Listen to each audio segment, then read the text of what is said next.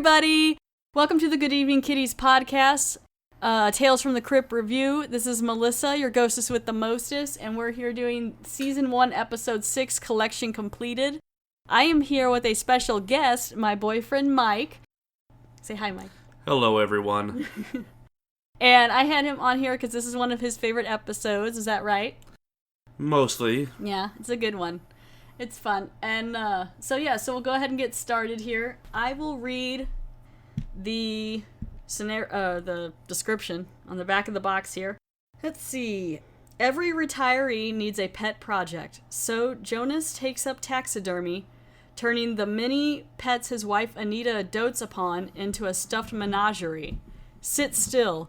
Don't move. This one will leave you in stitches. I gotta love how they just give away one of the major things that happens in the whole episode, which actually takes quite a while for you to find out. Like, this is only like the last third of the episode they actually start stuffing these things. Well, and even the picture, like you were saying the other day, the picture on the picture shows box. Well, we probably shouldn't tell what it shows so much. It kind of gives some of it away in the box, but that's all right. But I should probably be edited out for mentioning all this to begin with, so it'll be fine.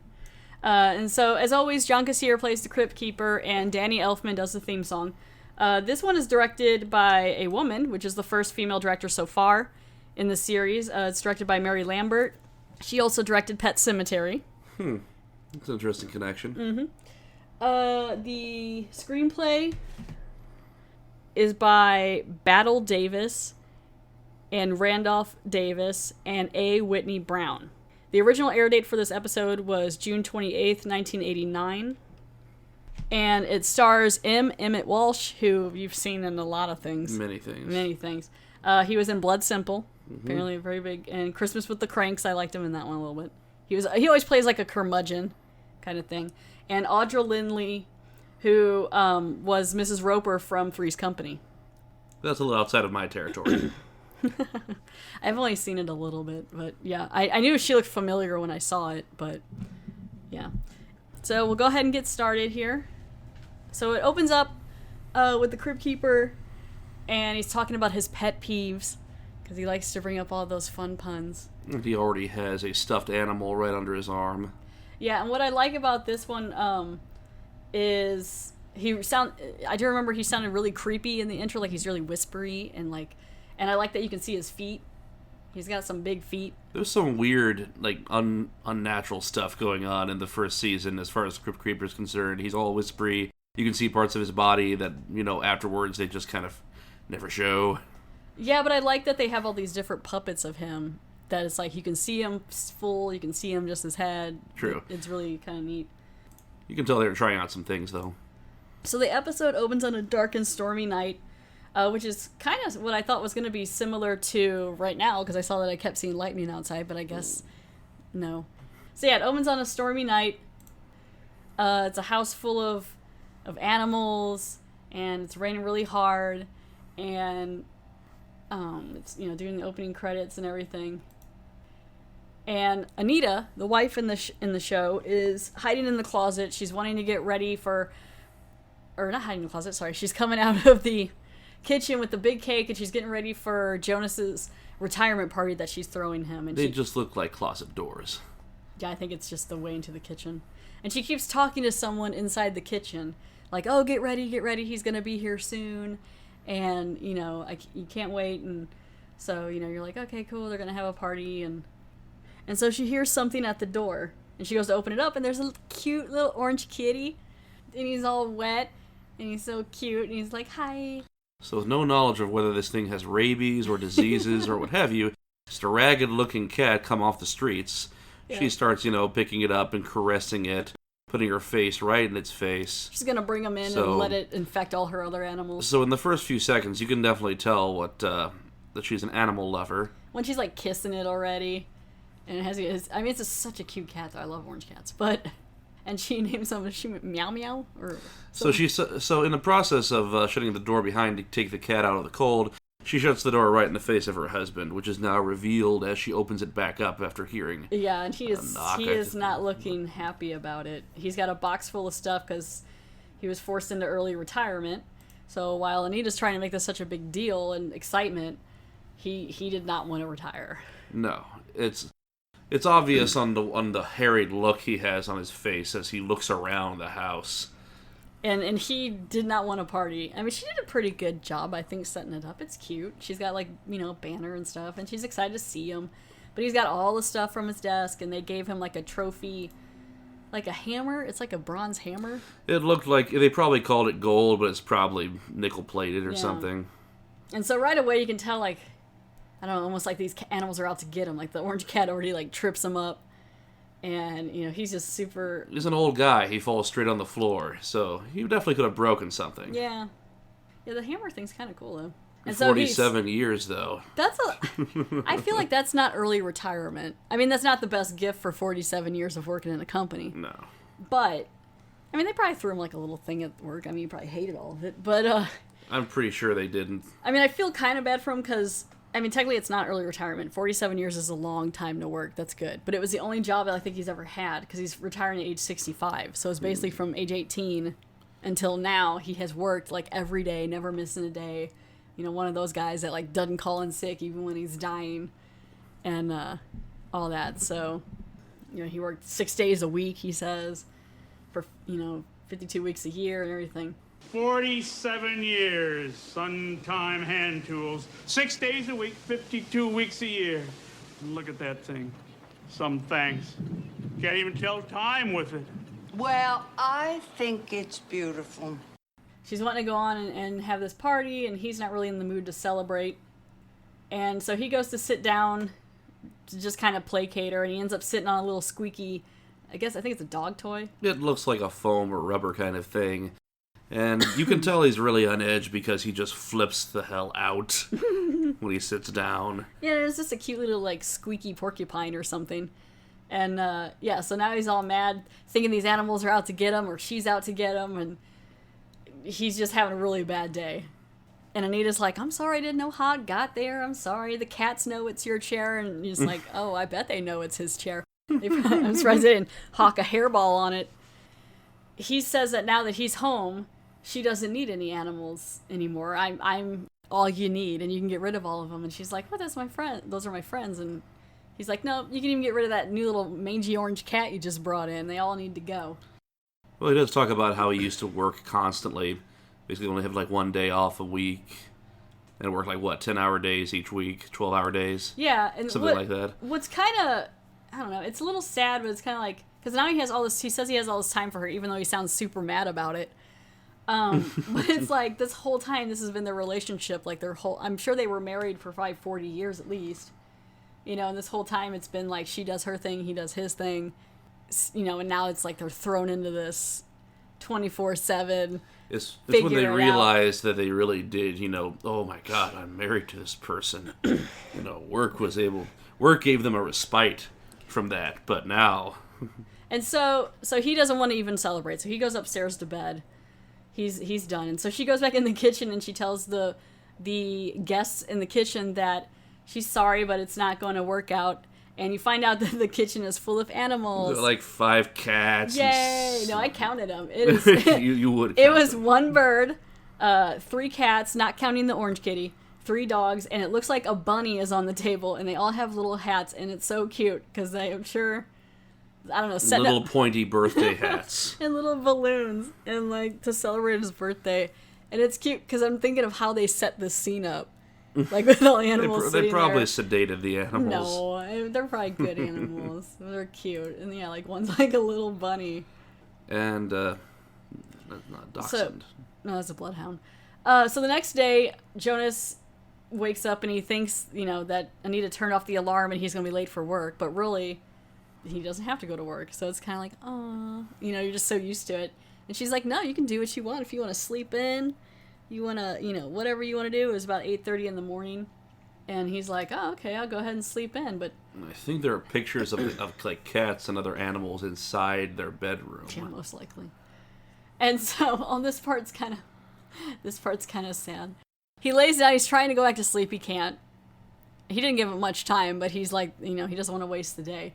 And so now Anita and Jonas are figuring out that they had their own routines, and now they're both in each other's way. So he's up to go to the bathroom, and he's super shy about his bathroomness. No, he can't say he needs to go poop. Yeah. He doesn't want to say the words. So, And naturally. she's just in there brushing her teeth. Because it's what she normally does, and he's not here. And so he starts brushing his teeth like a madman. You know, she's laughing at him, and then she was going to get ready to take her bath. Eventually, he just, like, breaks down emotionally and is like, I have to use the bathroom. Can you please? He's just too crowded by her. Yeah, and he, like, drops his glasses in the toilet and all this. He's just having a really bad morning. And, yeah, she's not getting the hint because, you know, for her, this is how she normally gets ready. What's really sad about it is this scene, more than many others, kind of underlines the fact that they've just lived apart. Yeah. So completely apart. They have their own lives that are more or less completely separate. It's not the ideal married life, obviously. But what I kind of like, or I think it's interesting, is that Anita, she doesn't seem to mind it as much as Jonah does. Like, Jonas is like... Well, she has friends. That's true. She has all these friends that she talks to. She's so much more... Like, she's all like, oh, you have to go to the bathroom? That's fine. I'll just, I'll go do other stuff, Sorry, I didn't know, and he's just like, oh my God. Well, he's probably not so used to gross stuff, whereas, having to clean up after all those animals is probably something she's gotten used to. Yeah. You imagine the dumps those bulldogs take? Yeah, that bulldog is cute, though. So, here's a scene that, Mike, you like this scene? Oh, God, this is the worst thing ever. I mean, they're both equally flawed in their own ways, but this, I think, really kind of got to me at a visceral level because Anita's there cooking what seems to be cooking a steak breakfast for her husband, which, that's really nice. That's something that I would be definitely flattered for if my wife, cooked up a steak for me. Well, and with all the fixings. He comes in, too, like, all happy, and he's chipper, and it's like a new day. Yeah, he's actually in a good mood now. He had a good bowel movement, and now he's ready to start his day. And, yeah. So then she talks to him about now that he's retired, he should just sit back and enjoy life. But basically that segues into her suggesting he just sit and watch TV, which is a great way to, hasten your demise, just sit down and do nothing. And Jonas does make a good point when she says about the TV, and he goes, I don't want to watch TV, I'm retired. And she goes, well, you used to watch it all the time. And he's like, yeah, I earned it then. He's like, yeah, I worked all day. When you come home from a 12-hour shift, of course you're going to collapse in front on the couch with a few beers. So here's the part here. So she goes past him. And he looks so happy when the steak seems to be coming to him, but no. She just goes right past his face with this thing. Like, he can put his nose is right over the steak. It's a big steak. And it looks huge. It's like easily a 22, 24-ounce steak. And she gives it to the dog. Yeah. Only one of the dogs. She gives it to one of the dogs. Implication there, I think, is that she cooks steak dinners for all of them. But just one for now.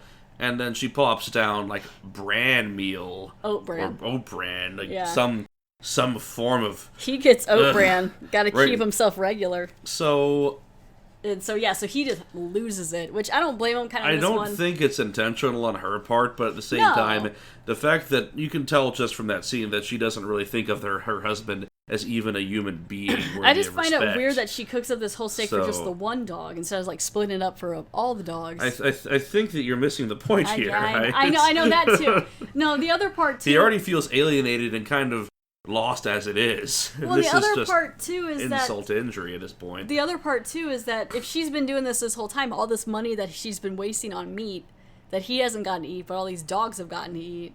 Yeah, she could be brings doing that this, up yeah, right she off could the be doing bat, this for years. as it starts to think, because prime meat cuts do tend to add up if you do this every day, which God alone knows whether or not she's been doing it, but she certainly didn't cook that steak for him.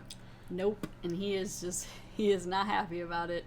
Are you running some kind of luxury resort for every flea-bitten parasite that trips across my doorstep? What's that dog eating? A steak? These are my friends. So as you can see, folks, I mean, so far it seems like a domestic comedy of errors, maybe a tragedy in some ways. You might think of this as Hallmark Hall of Fame by now, but it is a Tales from the Crypt episode, so it is building to what will come next. So now he's down in his basement tinkering around with his his tools and everything, and he made a nice little plaque for his bronze hammer. It's got quite the decent workshop. Yeah, it's a little dark, but it's I mean, it's fine. And so his friend comes down, who's also retired, I think, dressed like he's gonna. He's got like a tracksuit. Run a marathon for NASA or something. I think it's a NASA suit or USA suit, like the Olympics, which he does not look like he could run at all. Maybe in his youth. Yeah, maybe he used to run, and so he's telling him a Skyhawk jet kit. Yeah. An airplane, which Jonas isn't too happy about either, because to him that's probably no better than watching TV, sitting down and tinkering with a kit. Yeah, basically his neighbor's bringing him some, airplane models and different models to keep him busy in his retirement. Thought he might like to try some of that. So, Jonas is like, no, I got other things. I got better things to do.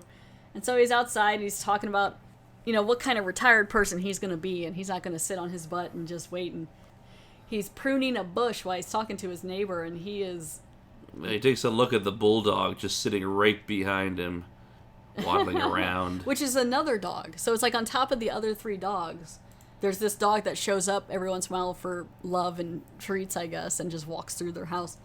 And so he's out there and he's talking to his neighbor, and he basically demolishes this bush. He's not trimming anything. He's killing it, is what he's... He's agitated, though, from multiple things. And here you see a bit of that nervous energy come forth.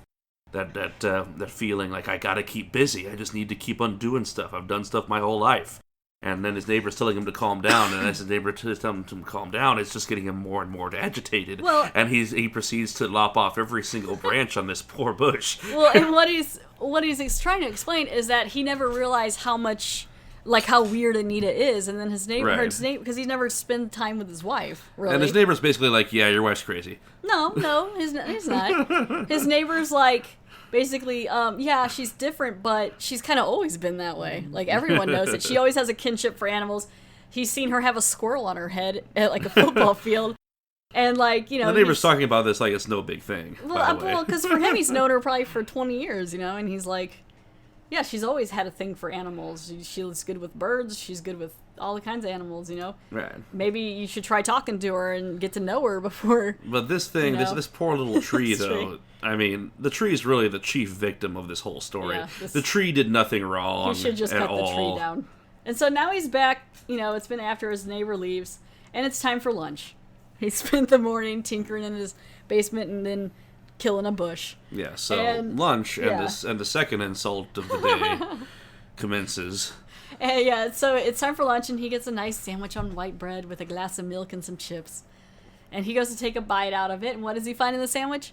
Like cat food. Yeah. And this isn't just tuna. This is literal cat food from a can that she has spread. He digs it out because he can't even believe it himself. Where'd you get this from? I got it out of the cupboard. Looked all right to me. Where is it? Let me see the pan. Nita, this is cat food. Oh, I'm sorry. I didn't realize. I mean, I guess in her defense, she might eat the animal food herself. The fact that she's so close to them all this time, and now she's just forgotten that most people won't want to do that shit, but... Like, could have been a simple mistake. Like, she thought she just saw tuna, or, but it did say cat food on it, but... Yeah, so now he's super mad, because first of all, he didn't get a steak. Now she's trying to give him cat food. No steak, horrible white bread sandwich with cat food inside. And then just as they're talking about this, the bulldog comes strolling in through the doggy door like he owns the place. Can barely get through the door for one thing, he's so cute. Which implies he's getting that steak dinner quite regularly. Well, he's also a bulldog. Yeah, well, that too. But you find out that the bulldog's name is Jonas. So the same name which as is like as our poor beleaguered retiree, and so Jonas is like, wait a minute, what do you mean you named him Jonas? And she's like, oh, I'm sorry, he just reminds me of you. And of all the dogs to be reminded of, bulldogs are sweet, but yeah, they're... As it looks up with its cosmic underbite. Yeah, and so later that night, actually, he's got a different shirt on, so it could be like a couple of nights later. Yeah, time is not very well expressed in this episode. You have to kind of just imply that several days are passing. Well, I think this episode is definitely like a couple of weeks. It has to be. I would hope so, because, well, we'll get to what's happening later, but for him to accomplish what he's about to accomplish, for it all to be done in the course of even like a few days is quite impressive, if not horrifying.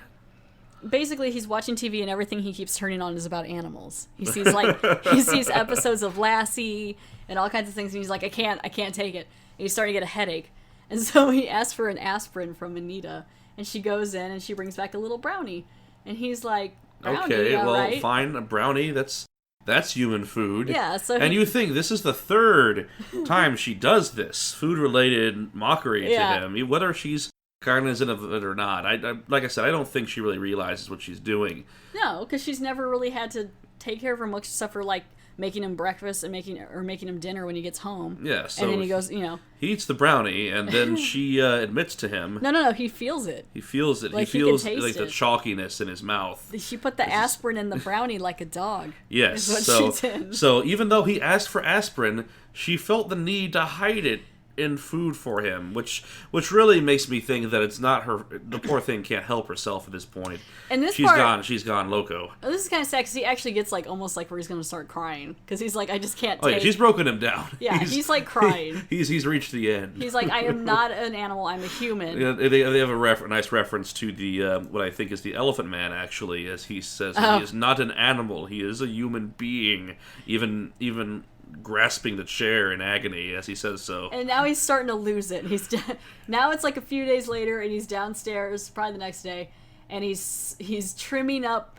He's got, what is it, like the blade sharpener thing? Oh, it's a whetstone. He's sharpening the blades. He's the hedge trimmers. He's brought out a few more pieces of equipment onto his work table, and his neighbor's coming down. I guess the neighbor just comes and goes as he pleases. It's one of those. Yeah. It's one of those. This is. Oh, we never lock our doors.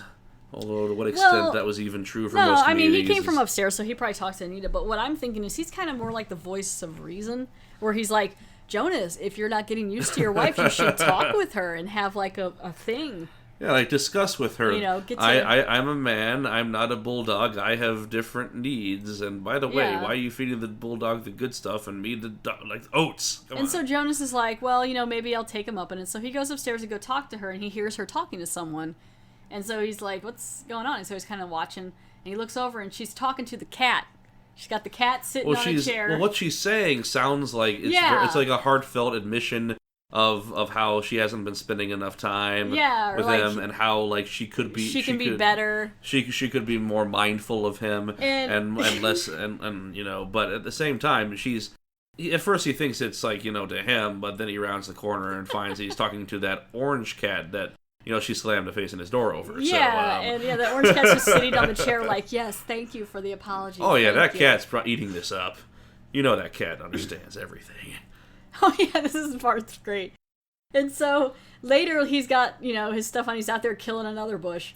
I don't know. From the angle, that looks like the same tree. Yeah, probably. Which miraculously sprouted. Grown, so maybe it's been a while. But in his defense, he was doing a better job of it this time. But that stupid little, he's not stupid, but that conniving little orange cat who definitely has it out for him gets up. She brought him out a drink to drink. She brings him a pitcher of lemonade. Yeah, he gets lemonade. And she's like, oh, okay. And he's like, thanks, and stuff. And they're trying to get along. And the cat comes up and he's just like... sticks its paw right in it. But no, it doesn't... Actually, it doesn't stick its paw in. I just realized as I'm watching this, it pushed it over intentionally. It grabbed the rim of the pitcher and like, it pulled it down. Yeah, so... it's like, screw your lemonade. Just throws it over the side. And, that's it. That's it. Like, I think that's like the turning point for Jonas. So he takes his shears and comes slowly towards the cat. Yeah, he's trying to grab that cat. The cat jumps over by this pond that they have in the yard, which is, I don't know, he needs to clean that pond out. And so... he trips on a basket and as he lunges towards the cat. It was just like a wicker basket. I don't know how he tripped that hard on a wicker basket, but... he could have really hurt himself. And again, the cat's watching like, yeah, that's right. Whole body falls into this pond full of muck and algae. Yeah, I'm pretty sure there's like chocolate in the pond. Like, it looks like he's coming out of a pestilential swamp. It's just... but yeah, I love the way that cat's like, yeah, that's right. And then he just whoop, and like knocks over that lemonade. So now Jonas is covered in muck and he's going upstairs, tracking mud all through the house to go up and take a shower. Yeah, it looks like he's been in Nam at this point. And he goes in to take a shower, and Anita's like, "Oh my gosh, what happened?" And he's like, he doesn't even say anything. He's like, "I'm done." And he just goes in the shower, and she's like, "Wait." And so he's in there, and he's just letting all the water hit him. And he looks down, and it's full of koi. She has put the fish in the bathtub. I guess she's cleaning the tank. And so she's got him in there. And it's like he just cannot get away from these animals.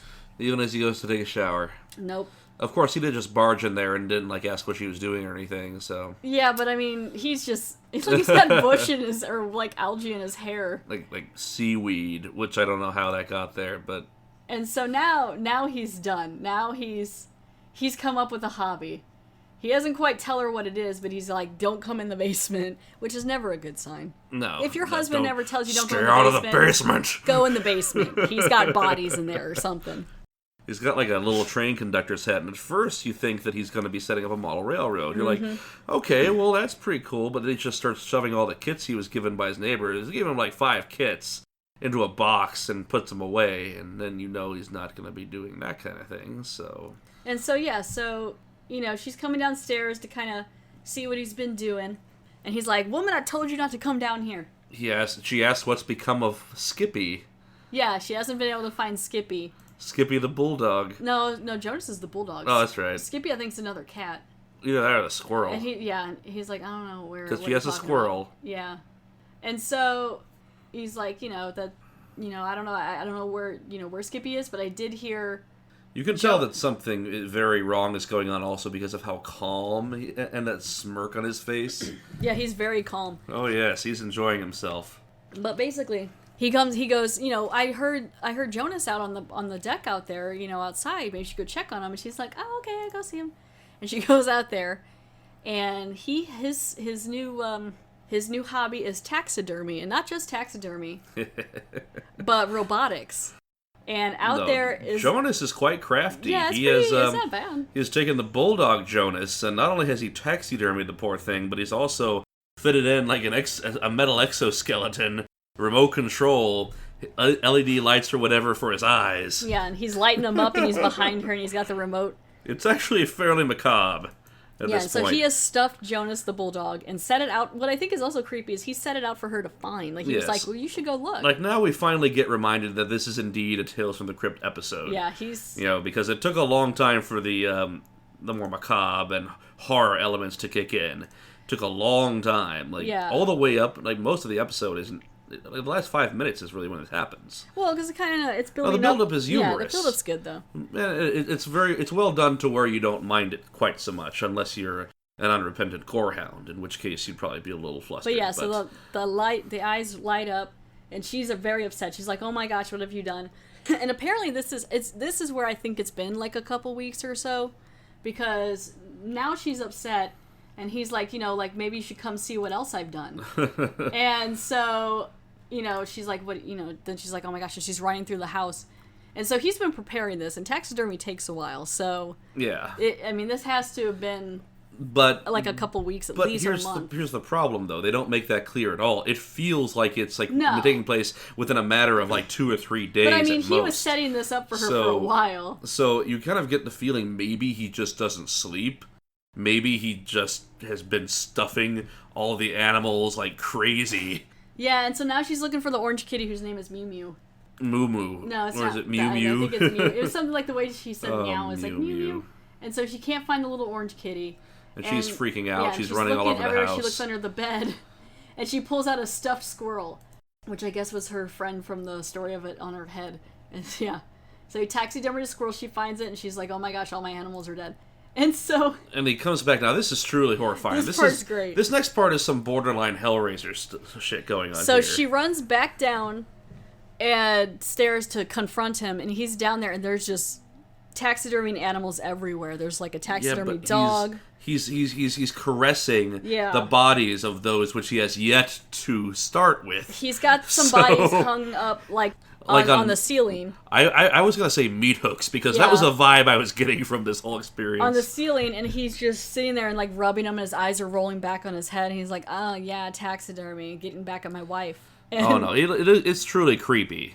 Especially considering kind of he's been taxidermy not just her pets, but everything in the neighborhood, because there's rabbits, there's just someone else's dog, I think, and he's like, aren't you proud of me? Look at my great accomplishments down here. My great work. Look at this. I've done such a good job, and it's my collection. And now they'll be with us forever. And he's definitely snapped. He's stroking the animals. He's that stuffed dog looks really good, though. Yeah. I'm gonna say, like, it looks almost. I mean, that probably. I mean, obviously, no animals are harmed, as least far I as hope people, not. though. And But yeah, so he's been practicing for a while. He's been working up, and he's taught from small animals to big, and he's talking about how the small ones are really hard because of just how many little bones they have and little techniques you have to do in order to get them cleaned. Where's Mew Mew? Well, she's around. But first, it's showtime. Here they are. My complete collection.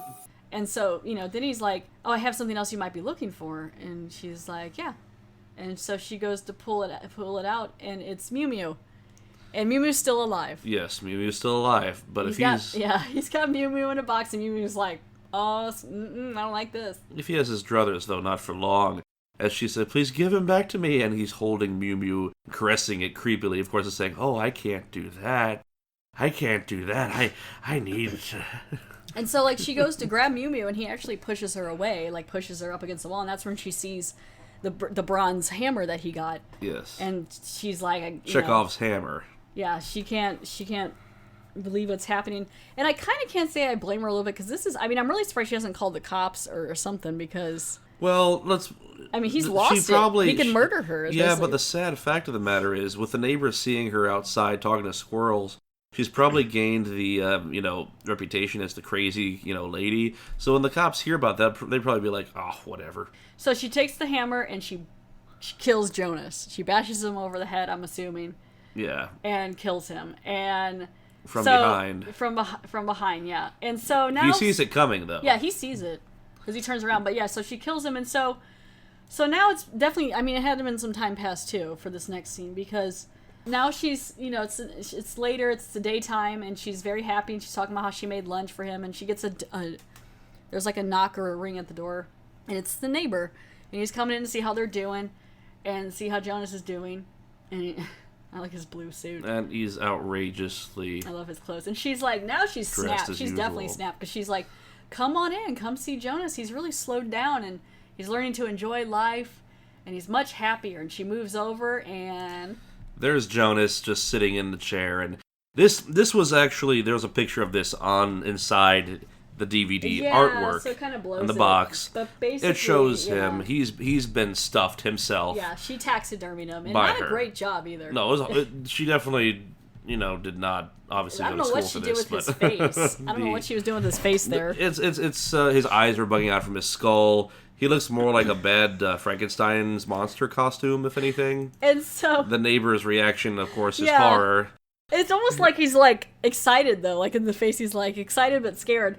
And she's just like, "Yeah, this is what I normally do." But the best part, too, is... It's perfectly natural to her. There's nothing weird about this. Jonas is also wearing a really weird, like, suit with, like, butterflies on it or something. Yeah, I don't some, know like, pajama thing. Is. And, like, a little bow tie, like he's ready to go to the ball. But the best part is the little orange cat, Mew Mew, is in his lap. Yes. Mew Mew got the last laugh. Yep. The first and the last, come to think of it. Yep, and so now Jonas is dead. And, yeah, she like, ripped his face off. I don't know if she was making his eye... Like the stitch job is very obvious. Those stitches are like an inch across. And so that's basically the episode. She does a bad job on him, but yeah, Jonas is gone, and now it's just her and Mew Mew. And so it can be pretty much, these are awful people we're dealing with. Yeah. We have both of them grew apart to the extent that when he retired, he came in and found that he didn't really have a home, so to speak. But she never really had a husband, so to speak. So yeah, it's like another episode where they're both kind of like, it's not really someone getting what they deserve. It's more just really bad situation. Well, at first you feel bad for him, and then when he starts stuffing all the animals, you feel bad for her. Yeah. Because the actress did a great job of portraying just attachment to the animals and horror once he started hunting them down. Complete ambivalence to him, just like, Yeah. But, so, like, what about this episode makes it one of your favorites? I think, well, it's... I don't know if it's really one of my favorites overall. But is it just because it's super memorable? It stuck with me because of that idea of just, there's so many series that go about the back and forth between marital life, but there's not many of them that really follow that into the golden years, so to speak, the retirement years. and put as grim a twist on it as that. Is it also there the, are some the exceptions, steak course, scene? but- Does the steak scene just stick in your mind? It did, because I Yeah. felt offended by that as a kid watching that, just feeling like, because it passes right under his nose on the way to the dog. Yeah. I mean, that's just cruelty right there. All right, well, that's basically the episode. Crypt Keeper, you're so punny. The best Crypt Keeper pun is... I guess Jonas learned that a hobby can be very self-fulfilling, as long as you're not too stuffy about it. Okay, and also for this episode, there's no trivia. I didn't find any trivia on IMDb, but yeah, that's pretty much the end of... That's the whole first season. So that's season 1, episode 6. Season 1 is done. Season 2, they really move on with, I think there's like 13 episodes, 14 episodes in season 2, so... Oh, yeah. I think Much by more now... expanded. By now they got approved, I guess, for a second season, and they're like, all right, let's go into it. So after this, the next episode will be season 2, episode 1, and it's called Dead Right. And so, yeah, that's pretty much it. And I want to thank my boyfriend Mike for doing this episode with me. You are welcome, Melissa. Yay. All right, and thanks for listening. Bye, everybody. Bye.